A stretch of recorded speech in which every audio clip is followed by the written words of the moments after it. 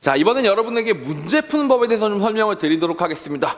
자, 개념을 배웠단 말이죠. 개념을 좀 익혔는데 그걸 개념을 자기 스스로 완벽하게 자기 걸로 만들어 나가기 위해서는 스스로 문제를 풀면서 확인해 나가는 단계가 필요하다고 말씀을 드렸었죠. 맞죠? 그래서 문제풀이의 목적은 개념의 체득에 있다 라고 보시면 되는데 거기에 가끔 하나가 더 추가될 때도 있으니까 주의하셔야 됩니다. 뭐? 시간 절약. 오케이? 시간 절약. 시간이 타이트한 시험, 특히 내신 시험 같은 경우는 시간으로 학생들의 타임어택형 시험을 아주 치는 바람직하지 못한 현상들이 지금 현재 우리나라에서 많이 일어나고 있는데 그런 시험을 공부하려면 문제를 열나 많이 풀어야 돼요. 열나 많이 풀어가지고 문제를 푸는 과정에서 뭐 생각하고 푸는 게 아니라 문제를 보면 손이 먼저 튀어나와서 이렇게 푸는 거야. 그런 것들을 훈련해야 될 때도 있습니다. 사실 썩 좋은 수학에 공부하는 방법은 아닌데 학생들을 줄을 세우기 위해서는 어쩔 수 없이 그런 단계들이 도입되는 경우가 있으니까 거기서 앞으로 나가기 위해서는 여러분 어떻게 해야 된다고? 문제를 그냥 반복적으로 풀어서 외우다시피 풀어야 되는 순간도 있을 수가 있어요. 그래서 그거는 사실 어느 정도 시험 대비 단계로 밀어놔야 되겠고 지금 말하는 문제풀이는 뭐? 개념의 체득을 위해서 문제를 풀어나가는 단계에 집중을 해보도록 하겠다라고 말씀을 드리는 겁니다. 오케이? 자, 그 문제를 풀어나갈 건데요. 그 문제도 사실 보통은 세 종류로 나뉘게 됩니다. 어떻게 문제가 있느냐? 기본 유형들이 있습니다. 기본 유형. 자, 이런 류의 문제는 항상 이런 개념을 물을 때 항상 나온다. 그러니까 항상 이런 문제들은 풀어봐야 된다. 이런 게 있죠. 예를 들면 정석으로 치면 어떤 케이스일까? 필수 예제 같은 문제라고나 볼까요? 필수 예제 문제들이 보통 기본 유형입니다. 이런 것들은 이름이 필수 예제인 이유가 뭐겠어? 필수적으로 풀어야 되는 예제라는 거예요. 항상 이런 것들이 모든 문제들에서 나오니까 라는 얘기죠. 수능으로 치면 몇 점 정도 될까요? 어떤 개념을 익혔습니다. 개념을 익혔으면 2, 3점짜리 문제들이 딱 필수 기본 유형이라고 봐주셔도 되겠습니다. 알겠죠? 이게 수능에서는 2, 3점짜리 문제가 그냥 개념 자체를 기본적으로 풀 줄 아느냐를 물어보는 거기 때문에 이 정도라고 보시면 되겠고요. 기본 유형 다음으로 넘어가면 개념을 익히기 위해서 연습 문제 단계가 이어나게 됩니다. 다른 단원하고 통합을 시킨다든지 그래도 문제를 적절히 꼬아놓는다든지 수식으로 설명한 걸 그래프로 물어보고 그래프로 설명한 걸 수식으로 물어보고 아니면 뭐 기하적으로 활용을 시킨다든지 라고 연습 문제가 넘어가는 경우들이 있고 정석에서도 똑같이 설명을 하자면 연습 문제 파트다 라고 봐주시면 되겠습니다. 오케이? 자, 수능 같은 경우는 4점짜리인데요. 그 4점짜리 문제에서도 왜 그냥 개념 수준에서의 연습 문제가 있겠고 쉬운 4점에 해당되는 그 다음에 아니면 지금 얘기하는 개념이 기본 개념이 아니라 수능적인 개념, 수능형 이론 형태에 대한 수능적 개념이라면 평가원 스타일의 4점짜리 문제도 당연히 여기에 들어가는 게 되겠죠. 그래서 일부 4점짜리 문제들이 여기에 해당되는 형태다라고 생각해 주셔도 되겠습니다. 오케이? 자, 이게 수능 같은 형태 아니면 이런 것들이 있다. 자, 그리고 또 업그레이드 더 시켜볼게요.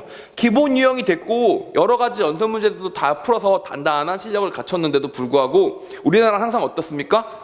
제일 잘하는 친구와 그렇지 않은 친구들을 꼭 구분을 해봐야 되기 때문에 도전 문제예요. 이건 풀 수 있을까 과연? 이렇게 비비 꼬아놔도 학생들이 문제를 풀 수 있을까?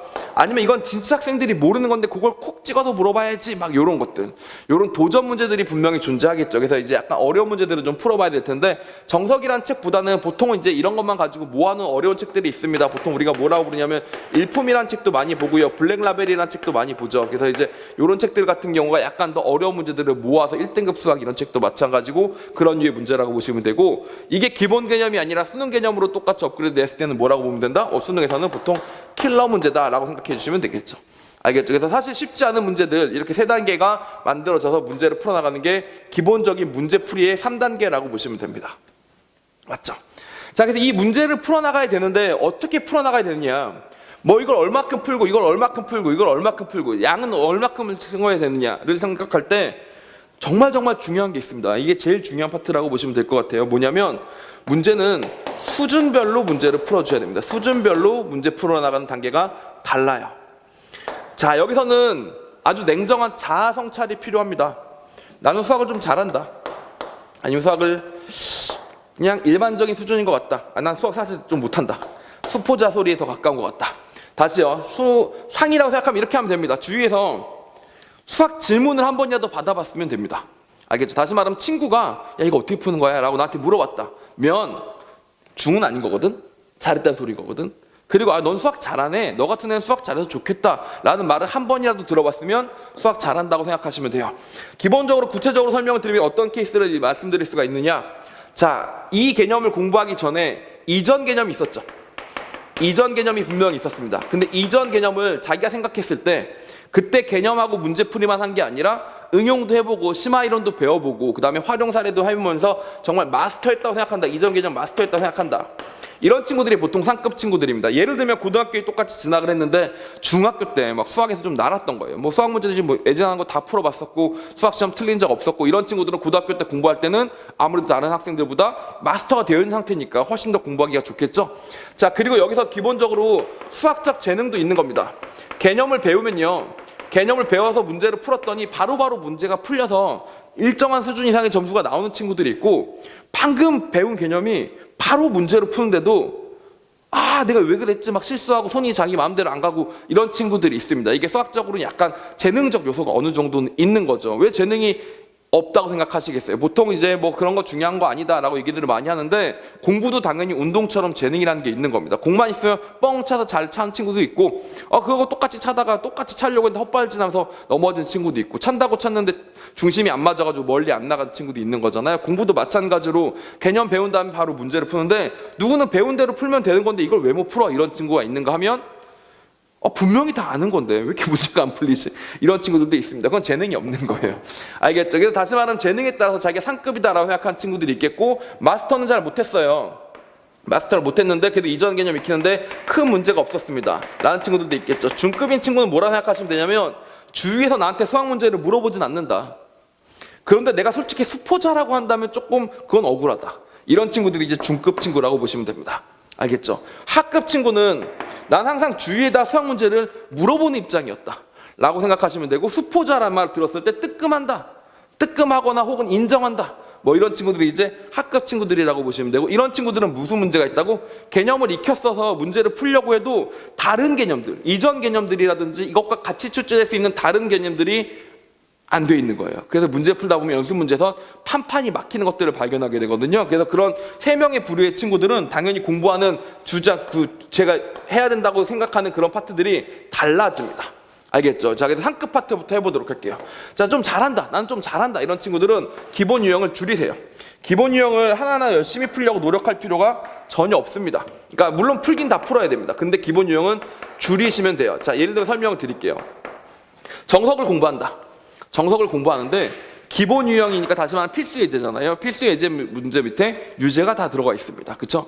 근데 그러니까 저를 기준으로 말씀드리면 저는 상급이나 그 이상이었겠죠. 자, 근데 하여튼 저를 기준으로 말씀드리면 필수 예제 문제를 한 번씩만 풀면 돼요. 앞에 있는 개념 한번 쭉 읽어본 다음에 필수 예제 문제를 풀다 보면 사실 조금 지루하지만 그래도 건너뛰면 좀 찝찝한 면이 있으니까 한두 문제씩밖에 안 되니까 빨리빨리 풀어 헤치는 게 필수 예제 문제를 푸는 단계라서 기본 유형 자체를 대폭 줄이는 겁니다. 잘하는 친구한테 기본 유형을 열나 많이 풀으라고 왕창 줘버리면 정말 수학에 대한 흥미를 잃어버려요. 그리고 결국 뭔가 의미 없는 문제풀이만을 반복하게 돼요. 100개를 풀다 보면 인간인지라 99문제만 맞추고 한 문제를 틀리게 되거든. 야, 너는 그래서 1등 할 수 있겠어? 이러면서 또 다시 100문제를 또 풀고 100문제를 또 풀고 해도 점점 그 100문제가 100문제 다 맞게 되는 게 아니라 여전히 99문제에서 계속 정체가 되게 돼요. 왜냐하면 사람이니까 약간은 덤벙될 수도 있고, 너무 쉬운 문제를 풀다 보면 오히려 집중력이 흐트러지니까. 알겠죠? 그런 친구들이 계속 그런 걸 풀면서 흥미를 잃는 것보다는 기본 유형 문제를 줄이고 당장 연습 문제나 연습 문제를 통해서 개념을 잡는다고 보시면 되겠죠. 연습 문제나 아니면, 그리고 사실 공부할 만한 재미를 느껴주게 해주는 건 뭐겠어요? 당연히 도전 문제겠죠. 도전 문제를 바로 들어가는 게 좋다라고 보시면 되겠습니다. 제가 되게 좋아하는 수학 선생님이 계십니다. 대치동에서 같이 강의하고 수학에 대해서 같이 공부하는 법에 대해서 많이 얘기를 하는 선생님이 계신데, 그분이 했던 말 중에 되게 와닿았던 말이 하나 있습니다.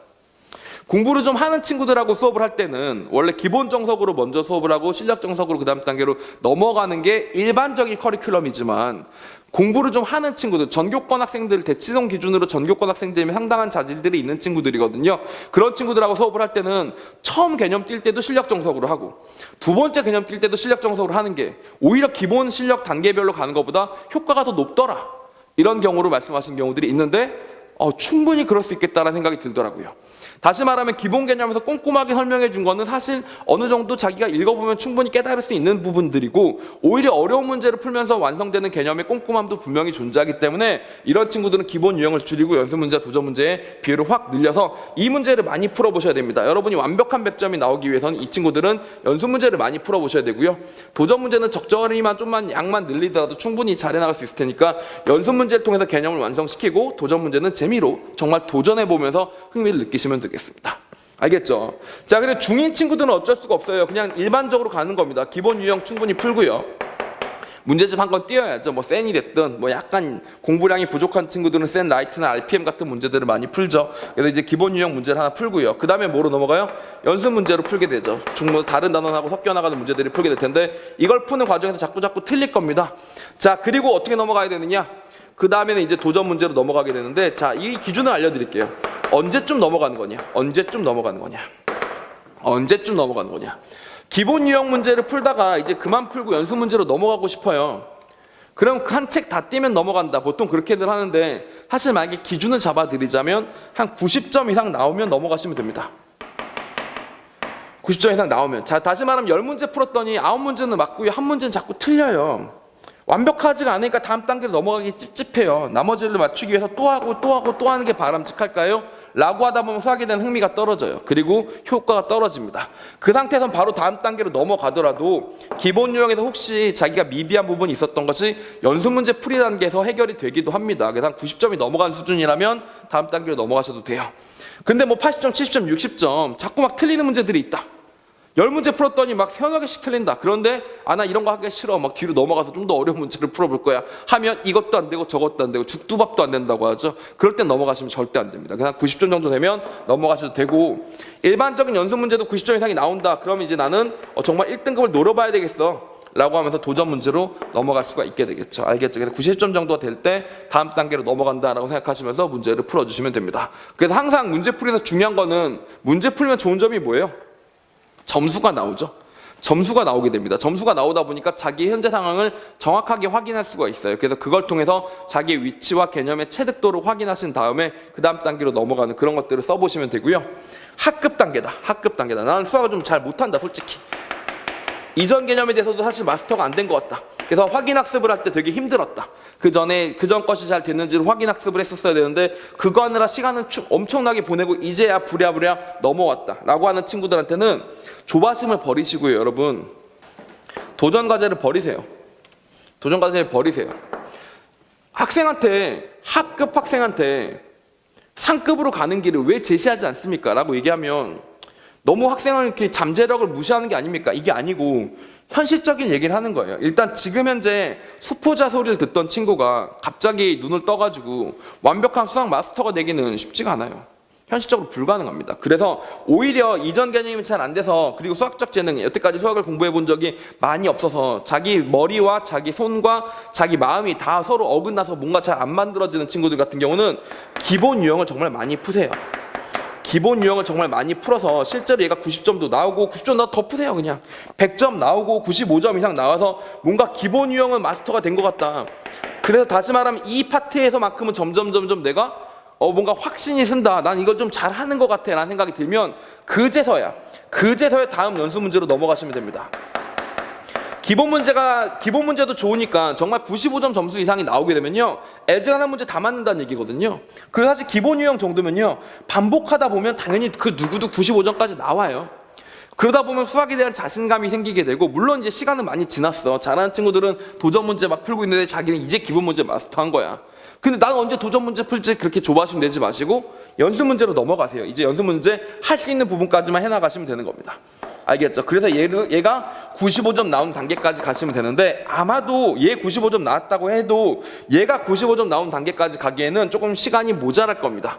왜냐하면 공부가 잘 안 돼 있는 친구들이라는 것은 또 재능도 있겠지만 그동안 공부했던 시간의 양도 부족해서 공부한 습관이 잡혀있는 친구들이에요. 상급 친구들은 공부한 습관이 안 잡혀 있었거든. 안 잡혀있다가 이제야 맘먹고 공부했는데 공부 시간 얘보다 더 많겠냐고. 실제로 그렇지 않아요. 그러다 보니까 도전 문제까지 갈 시간 자체도 없습니다. 그래서 괜히 조바심만 느끼면서 이거 조금 하다가 바로 도전 문제 풀다가 망하고 수학에 좌절하고 수학에 흥미를 잃지 말고 이거 마스터하고 이거 할 수 있는 데까지 돼서 이거 어느 정도 된다 생각 들면 그것만이라도 반복해서 완벽하게 자기 걸로 하세요. 다음 단계로 넘어가지 말고. 왜냐하면 이것만 잘 되어 있으면 또 다음 단계 개념으로 넘어갈 때는 그래도 지금 이 단계들이 잘 되어 있으니까 다음에는 학급이 아니라 뭐로 올라가? 중급으로 올라갈 수 있을 거예요. 그럼 중급으로 올라간 다음에 그다음 상급으로 올라간다라고 생각을 해주시는 거죠. 알겠죠? 그래서 그 수학을 아직까지 잘한다고 생각하지 않는 친구들의 가장 큰 뭔가 문제는 조금 공부하고 너무 많은 걸 바란다는 얘기인데, 조금 공부하시면서 목표를 높게 잡으면 일어날 수가 없는 일이 되다 보니까 그렇지 않고 어느 정도 인정하면서 먼저 중까지 올라간 다음에 상까지 가도록 하자. 문제풀이에서 가장 중요한 게 뭐였다고요? 문제풀이에서 가장 중요했던 것들은 자기의 위치를 정확하게 파악해서 그거에 맞는 해결책을 갖는다가 문제풀이에서 가장 중요했다라고 말씀을 드리고 싶은 겁니다. 오케이? 오케이. 자, 여기 있습니다. 이렇게 되어 있는데 보통 이런 질문이 등장해야 됩니다. 문제풀이 질문에서 가장 유명한, 어떻게 보면 가장 대답하기 힘든 질문 중에 한 가지인데요. 답은 언제 보나요? 답은 언제 보나요? 이런 질문들이 있습니다. 자, 전 지금 문제를 못 풀겠습니다. 문제를 풀다 보니까 못 풀겠어요. 자, 못 풀겠는데 이거를 1시간이고 2시간이고 3시간이고 꼭 잡아서 네가 스스로 풀어보라 라고 하는 선생님도 계시고, 야, 그렇게까지 잡고 있으면 너무 시간이 많이 잡혀 먹으니까 바로 뒤로 가서 빨리 답 봐라. 답은 언제 보냐? 이렇게 물어보는 질문들이 하나가 있죠. 자, 이거는 제가 대답을 이렇게 드릴게요. 둘로 나눠서 드리는 겁니다. 다시 말하면 개념의 미비 때문에 모르는 문제. 다시 보니까 막 단원 통합형 문제, 이 단원하고 저 단원하고 섞였는데 이 단원은 알겠는데 저쪽 단원 내용들은 전혀 모르겠어요. 그래서 손을 못 대겠습니다. 그럴 때는 어떻게 하시면 된다고? 그럴 때는 그냥 답을 보세요. 내가 이걸 몰라서 못 푸는 거예요. 개념의 미비, 다시 말하면 몰라서 못 푼다. 어떻게 푸는지 이런 개념들에 대해서 몰라서 못 푼다. 이럴 때는 자꾸 답을 봐야 돼요. 봐야 그걸 모르는 걸 알게 될 거 아니야. 학습 단계에서 학이 안 된 채로 넘어온 거야. 그러니까 학이 안 됐다는 걸 이제 문제 풀다가 발견했어. 근데 학이 안 된 채로 자기가 계속 고민을 한들, 여러분이 실제 수학자가 아니면 수학을 발견해낼 수는 없잖아. 못한다고요. 그러니까 그냥 답을 보고 해설을 보고, 아, 이걸 내가 몰랐구나 이러면서 익혀나가시면 되는 겁니다. 알겠죠? 자, 그런데 답을 보면 안 되는 케이스가 있습니다. 이때는 답을 바로 보는 거예요. 답을 본다. 모르겠으니까. 답을 보면 안 되는 케이스가 뭐냐면, 몰라서 못 푸는 게 아니라 무슨 말인지 모를 때가 있습니다. 쌤, 그 말이 그 말 아니에요? 아니, 예를 들어서 fx가 이거라고 할 때 뭐 이렇게 써 있는데 fx가 이거라고 할 때 라는데, 이거라고 할 때 이게 fx가 뭐 어떤 함수로 말하는 거지? 혹은 수열 A에는 이러해서 이렇게 정의된 수열이다. 말로 막 써 있는 거예요. 수열에 대한 정의가 수식으로 써 있지 않고 말로 써 있는 겁니다. 보통 대표적으로 어디 등장해요? 수능 문제, 수능적 사고력을 요구하는 문제들인 거죠. 이해 능력을 요구하는 문제들입니다. 정의를 새롭게 해서 여러분이 생전 처음 듣는 정의를 말해주고 그 정의를 바탕으로 문제를 풀어보라 라고 제시하는 문제가 있습니다. 자, 그럴 때는 무슨 말인지 몰라서 못 풀겠다, 이 용어의 말 뜻을 못 알아듣겠다 라고 생각이 들 때는 답을 보면 말 뜻이 뭔지 설명이 돼 있을 거예요. 근데 그걸 보고 이해해봤자 다음에 또 다른 형태의 새로운 정의 문제를 만나면 이건 또 무슨 말이야? 또 설명 들어야 되고 이러면서 늘지가 않는다고요. 결국 새로운 표현을 들으면서 그게 무슨 말인지 알아들어야지만 그 능력, 이해 능력 자체가 길러지면서 여러분이 실력이 올라가는 거거든요. 그런 류의 수능적 사고력을 묻는 4점짜리 문제에서는 답을 보지 않습니다. 심지어 수능 전날까지, 내일이 수능이에요. 근데 여태까지 못 푼 문제가 6개가 있는데 6개는 다 수능적 사고력을 묻는 문제였어요. 그때도 보지 않고 끙끙대면서 더 고민을 하시는 게 오히려 실력적으로 는다. 뭐 궁금해 미쳐버리겠어서 스트레스 받을까봐 답을 볼 수밖에 없었다. 이러면 어쩔 수 없겠지만 그게 아니라 실력을 늘리기 위해서는 그럴 때일수록 더더욱 더 답을 보시는 게 아니라 스스로 생각해보는 능력들을 기르다 보면 함수에 대한 이해도가 올라가면서 결국엔 이게 이 말이었구나 라고 여러분이 깨달을 수가 있게 될 거다. 이런 얘기예요. 그래서 무슨 말인지 모를 때는 답을 안 본다. 이게 첫 번째 질문이었습니다. 학생들이 가장 많이 하는 질문들이죠. 오케이? 자, 두 번째 이런 케이스도 있습니다. 자, 두 번째 질문은 이겁니다. 맞은 문제는 어떻게 하나요? 사실 틀린 문제는, 틀렸거나 모르는 문제는 답을 봐서 답을 볼 때가 있고 안 볼 때가 있다 그랬는데, 답을 볼 때는 어떻게 해야 돼? 오답 노트로 정리를 좀 해놔야 나중에 다시 볼 수 있는 기회가 생기겠죠? 답을 안 본 문제는 여전히 모르는 문제이기 때문에 오답 노트를 만들 필요도 없으니까 오답 노트라기보다는 이제 질문 노트가 되는 거지. 스스로에게 던지는 질문된 노트가 돼서 그걸 정리할 텐데, 맞는 문제는 어떻게 하냐? 맞았는데 이거 내가 제대로 푼 게 됐는지 안 됐는지 잘 모르겠다 이렇게 되는 거죠. 그럼 맞는 문제를 맞았으니까 그 많은 문제가 제대로 푼 건지 확인하기 위해서 일일이 다 해설을 다 읽어보고 앉아있을 수도 없고, 또 해설이라는 게 막 프리뷰별로 막 그지 같은 해설이 써있는 책들도 많이 있단 말이야. 그치? 그럼 맞은 문제 도대체 어떻게 할 것인가? 사실 이 부분은 강의밖에 없습니다. 알겠죠? 사실 자습을 해서 문제를 많이 푸세요. 정말 많이 문제를 풀어서 문제를 풀면서 스스로 실력이 늘어나가는 거고, 정말 문제풀이만큼은 강의에서도 해줄 수 없는 부분들이 되게 많은데, 강의가 해줘야 되는 부분이 무엇인가 생각을 해보면 문제풀이에서는 맞는 문제를 좀 더 올바르게 푸는 것, 잘못된 풀이법으로 운 좋게 맞은 것들에 대해서 그렇다는 사실을 지적해 주는 것이 강의에서 문제풀이 강의에서 해야 될 일이더라고요. 문제를 풀 줄 모르는 친구가 강의를 통해서 선생님이 푸는 거 보면서 저렇게 푸는구나 라고 보는 거는 백날 봐봐야 도움이 안 됩니다. 자기가 문제를 충분히 풀었고 그러다 보니까 몇 개 맞고 몇 개는 틀리고 또 몇 개 맞고 몇 개는 틀리고 하면서 자기 점수를 정확하게 알았는데 맞은 문제를 일일이 확인하기 너무 힘든 거야. 그럴 때 답이 뭐라고? 그제서야 듣는 게 문제풀이 강의다라고 보시면 돼요. 그래서 그 선생님들이 대표적인 문제들을 풀어주는데 저렇게 푸는구나, 내가 풀었던 풀이가 잘못된 거였었구나 라든지, 저 풀이가 더 좋네 내 풀이보다 라든지, 그러면 이제 여러분의 풀이는 맞는 풀인지 아닌 풀인지는 강의 중에서 다 설명을 드리겠죠. 그러면서 이제 맞는 풀이를 점검을 하는 거고, 맞는 문제가 혹시 잘못된 풀일까 싶어서 모든 해설들을 다 검토하는 거는 여러분 생각을 해보시더라도 시간적으로 너무 힘들겠죠. 그러다 보니까 그때 보조적인 수단으로 강의를 활용하시는 게 문제풀이 단계를 완성하는 길이다 라고 말씀을 드릴 수가 있을 것 같습니다.